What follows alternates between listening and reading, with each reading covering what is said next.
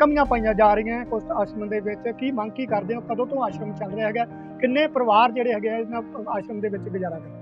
ये आश्रम तो बहुत पुराना है, 50-60 साल पहले का। यहाँ तो पहले झुग्गी पड़ी थी, झुग्गी में लोग रहते थे।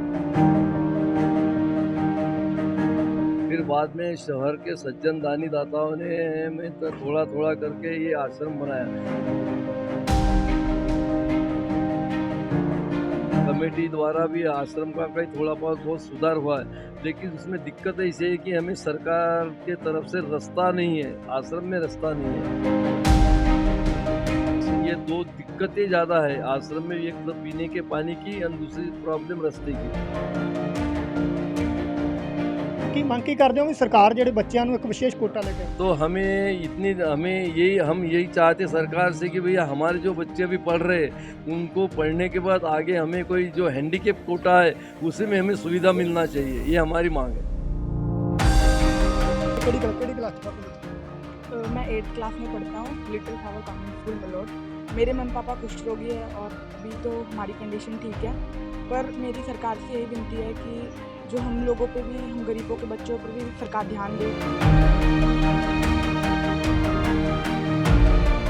ਆਸ਼ਰਮ ਜਿਹੜੇ ਚੱਲ ਰਹੇ ਹੈਗੇ ਆ ਜ਼ਿਲ੍ਹਾ ਸ੍ਰੀ ਮੁਕਤਸਰ ਸਾਹਿਬ ਦੇ ਵਿੱਚ ਵੀ ਮਲੋੜ ਦੇ ਵਿੱਚ ਪਿਛਲੇ ਕਈ 45-50 ਸਾਲਾਂ ਤੋਂ ਕੁਸ਼ਟ ਆਸ਼ਰਮ ਦਾ ਨਿਰਮਾਣ ਹੋਇਆ ਸੀਗਾ, ਪਰ ਕੁਸ਼ਟ ਆਸ਼ਰਮ ਦੇ ਵਿੱਚ ਕਈ ਤਰ੍ਹਾਂ ਦੀਆਂ ਅਜੇ ਵੀ ਮੁਸ਼ਕਲਾਂ ਪਾਈਆਂ ਜਾ ਰਹੀਆਂ ਹੈ। ਮੁਸ਼ਕਲਾਂ ਨੂੰ ਹੱਲ ਕਰਨ ਦੀ ਜ਼ਰੂਰਤ ਹੈ। ਮੈਂ ਤੁਹਾਨੂੰ ਪਿੱਛੇ ਤਸਵੀਰਾਂ ਵਿਖਾ ਦੇਵਾਂ ਕਿ ਇਹ ਕਰੀਬ 50 ਸਾਲ ਪੁਰਾਣਾ ਕੁਸ਼ਟ ਆਸ਼ਰਮ ਹੈਗਾ, ਜਿਹਦੇ ਵਿੱਚ 50-55 ਦੇ ਕਰੀਬ ਜਿਹੜੇ ਹੈਗੇ ਪਰਿਵਾਰ ਜਿਹੜੇ ਇਹਨਾਂ ਕਮਰਿਆਂ ਦੇ ਵਿੱਚ ਰਹਿ ਕੇ ਆਪਣੇ ਪਰਿਵਾਰ ਪਾਲ ਰਹੇ ਹੈਗੇ ਆ। ਬੇਸ਼ੱਕ ਸਰਕਾਰਾਂ ਸਮੇਂ ਦੀਆਂ ਆਈਆਂ, ਸਰਕਾਰਾਂ ਨੇ ਅਣਦੇਖੀ ਕੀਤੀ ਹੋਈ ਹੈ। ਪਰਿਵਾਰ ਕਹਿ ਰਹੇ ਹੈਗੇ ਆ ਕਿ ਅਸੀਂ ਸਾਡਾ ਆਸ਼ਰਮ ਜਿਹੜਾ ਹੈਗਾ ਸਮਾਜ ਸੇਵੀ ਸੰਸਥਾ ਜਾਂ ਆਮ ਸ਼ਹਿਰ ਵਾਸੀਆਂ ਦੇ ਸਹਿਯੋਗ ਨਾਲ ਚੱਲ ਰਿਹਾ ਹੈਗਾ। ਇਸ ਕਰਕੇ ਇਸ ਆਸ਼ਰਮ ਨੂੰ ਕਾਫੀ ਕਮੀਆਂ ਵਿੱਚ ਵੇਖਣ ਨੂੰ ਮਿਲੀਆਂ ਹੈਗੀਆਂ, ਜਿੱਥੇ ਕਿ ਪੂਰੇ ਪਰਿਵਾਰ ਜਿੱਥੇ ਕਹਿਣਾ ਹੈ ਕਿ ਅਸੀਂ ਸਾਂਝੇ ਤੌਰ ਦੇ ਉੱਤੇ ਸ਼ਹਿਰ ਦੇ ਵਿੱਚੋਂ ਜਿਹੜੇ ਗਹਿਰਾਈ ਕਰਕੇ ਜਿਹੜਾ ਆਪਣੇ ਪਰਿਵਾਰ ਪਾਲ ਰਹੇ ਹੈਗੇ ਆ, ਕਿਉਂਕਿ ਸਰਕਾਰਾਂ ਨੇ ਅਣਦੇਖੀ ਕੀਤੀ ਹੋਈ ਹੈ। ਸਰਕਾਰਾਂ ਨੂੰ ਜ਼ਰੂਰਤ ਹੈ ਕਿ ਇਹਨਾਂ ਪਰਿਵਾਰਾਂ ਦੀ ਵੀ ਸਾਰ ਲਈ ਜਾਵੇ। ਸਾਡੇ ਨਾਲ ਜਿਹੜੇ ਆਸ਼ਰਮ ਦੇ ਪ੍ਰਧਾਨ ਮੌਜੂਦ ਹੈਗੇ, ਉਹਨਾਂ ਨਾਲ ਗੱਲਬਾਤ ਕਰ ਰਹੇ ਨੇ ਕਿਸ ਤਰ੍ਹਾਂ ਦੀਆਂ ਕਮੀਆਂ ਪਾਈਆਂ ਜਾ ਰਹੀਆਂ ਕੁਸ਼ਟ ਆਸ਼ਰਮ ਦੇ ਵਿੱਚ। ਕੀ ਮੰਗ ਕੀ ਕਰਦੇ ਹੋ, ਕਦੋਂ ਤੋਂ ਆਸ਼ਰਮ ਚੱਲ ਰਿਹਾ ਹੈਗਾ, ਕਿੰਨੇ ਪਰਿਵਾਰ ਜਿਹੜੇ ਹੈਗੇ ਆ ਇਹਨਾਂ ਆਸ਼ਰਮ ਦੇ ਵਿੱਚ ਗੁਜ਼ਾਰਾ ਕਰ ਰਹੇ? ये आश्रम तो बहुत पुराना है, 50-60 साल पहले का। यहाँ तो पहले झुग्गी पड़ी थी, झुग्गी में लोग रहते थे। फिर बाद में शहर के सज्जन दानी दाताओं ने में तो थोड़ा थोड़ा करके ये आश्रम बनाया। यहाँ पर अबोहर गिदड़वा और मोरोट के सभी सज्जन दानी दाता आते हैं। हमारा संस्थे का रजिस्ट्रेशन हुआ है 74-75 में। उस हिसाब से जैसा शहर के सज्जन दानी दाता हमें बहुत सहयोग करते, सरकार भी थोड़ा बार सहयोग कर रही है। सरकार तरफ से तो हमें अभी सभी की पेंशन लगी है। कमेटी द्वारा भी आश्रम का कई थोड़ा बहुत सुधार हुआ है, लेकिन उसमें दिक्कत ऐसी है कि हमें सरकार के तरफ से रास्ता नहीं है, आश्रम में रास्ता नहीं है। आश्रम में रास्ता नहीं है, पीने के पानी का थोड़ा कमी है। आश्रम के ये दो दिक्कतें ज़्यादा है आश्रम में, एक तो पीने के पानी की और दूसरी प्रॉब्लम रास्ते की। रास्ते का प्रॉब्लम कभी सॉल्व हुआ तो हमें बहुत अच्छा होगा। ये हम दवाई के बारे में, तो दवाई के मुक्तसर से सिविल सर्जन से हर महीने हमारे डॉक्टर साहब आते हैं, सिविल सर्जन आते हैं मलोट के डॉक्टर, अन्य डॉक्टर भी मतलब शहर के भी डॉक्टर हमें बहुत चाहते हैं, इलाज करते हैं। मेडिकल की भी कोई कमी नहीं है हमारे पास, मेडिकल का भी बहुत सुविधा है, लेकिन सुविधा एक ही है कि हमें रास्ता नहीं है और पीने के पानी का रास्ता। ਜਿਵੇਂ ਕਿ ਤੁਸੀਂ ਦੱਸਿਆ ਹੈਗਾ 40-50 ਦੇ ਕਰੀਬ ਪਰਿਵਾਰ ਰਹਿ ਰਹੇ ਹੈਗੇ ਆ, ਬੱਚੇ ਵੀ ਨਾਰਮਲ ਹੈਗੇ ਹਨ, ਬੱਚੇ ਸਕੂਲਾਂ ਦੇ ਵਿੱਚ ਪੜ੍ਹਾਈ ਕਰ ਰਹੇ ਹੈਗੇ ਆ। ਕੀ ਮੰਗ ਕੀ ਕਰਦੇ ਹੋ ਵੀ ਸਰਕਾਰ ਜਿਹੜੇ ਬੱਚਿਆਂ ਨੂੰ ਇੱਕ ਵਿਸ਼ੇष कोटा लेके आवे? तो हम यही चाहते सरकार से कि भैया हमारे जो बच्चे अभी पढ़ रहे हैं उनको पढ़ने के बाद आगे हमें कोई जो हैंडीकेप कोटा है उसी में हमें सुविधा मिलना चाहिए, ये हमारी मांग है। कोई हैंडीकैप्ड कोटे पहले कोई सुविधा मिल नहीं रही? नहीं, हैंडीकेप सुविधा मतलब बच्चों के बारे में आगे के लिए चाहिए। अभी तो बच्चे पढ़ रहे हैं, लेकिन सरकार ने उस पर ज़्यादा ध्यान देना चाहिए।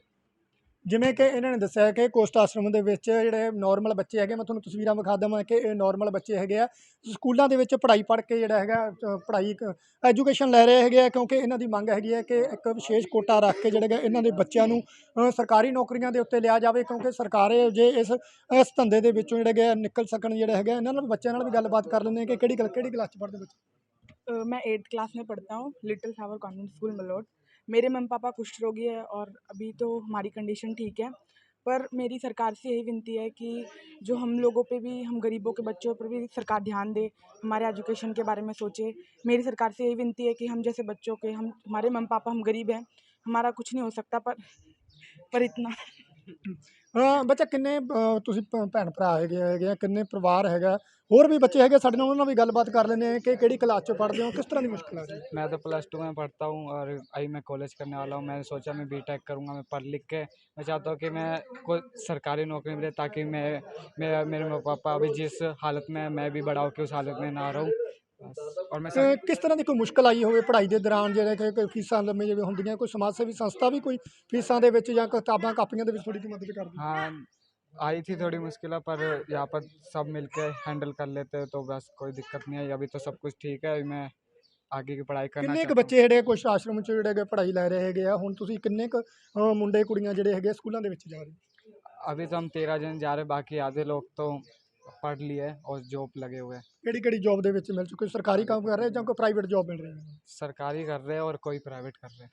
ਸਾਡੇ ਨਾਲ ਹੋਰ ਵੀ ਕੋਈ ਨੌਜਵਾਨ ਮੌਜੂਦ ਹੈ, ਨਾਲ ਵੀ ਗੱਲਬਾਤ ਕਰ ਲੈਂਦੇ ਹਾਂ ਕਿ ਬੇਸ਼ੱਕ ਬੱਚਿਆਂ ਦੇ ਪਰਿਵਾਰ ਨੇ ਇਸ ਦੁੱਖ ਦੇ ਵਿੱਚੋਂ ਗੁਜ਼ਾਰਾ ਕੀਤਾ ਹੈਗਾ, ਹੁਣ ਬੱਚੇ ਨੋਰਮਲ ਹੈਗੇ ਆ, ਪੜ੍ਹਾਈ ਕਰ ਰਹੇ ਹੈਗੇ ਆ, ਆਪਣਾ ਜੀਵਨ ਵਿੱਚ ਸੁਧਾਰ ਲਿਆਉਣ ਦੀ ਕੋਸ਼ਿਸ਼ ਕਰ ਰਹੇ ਹਾਂ। ਬੱਚਾ ਕੀ ਨਾਮ ਤੁਹਾਡਾ? जी राजेश मेरा नाम है। मैं 10वीं क्लास में पढ़ता हूँ और इधर थोड़ी दिक्कत पड़ती है, क्योंकि कापी किताब खरीदना होता है ना, तो दिक्कत पड़ता थोड़ा। ਕਿੰਨੇ ਕੁ ਤੁਹਾਡੇ ਮਾਤਾ ਪਿਤਾ ਸੀਗਾ, ਕਿੰਨੇ ਕੁ ਪ੍ਰੋਬਲਮ ਸੀਗੀ ਉਹਨਾਂ ਨੂੰ? लाचार है थोड़े वो। ਉਹ ਤੁਨੇ ਕਿੰਨੇ ਭੈਣ ਭਰਾ ਹੋ ਜਿਹੜੇ ਕਿ ਬਿਲਕੁਲ ਨੋਰਮਲ ਹੋ, ਬਿਲकुल ਸਿੱਧਾ 2 भाई नॉर्मल है। ਦੋਨੇ ਪੜ੍ਹਦੇ? हाँ जी।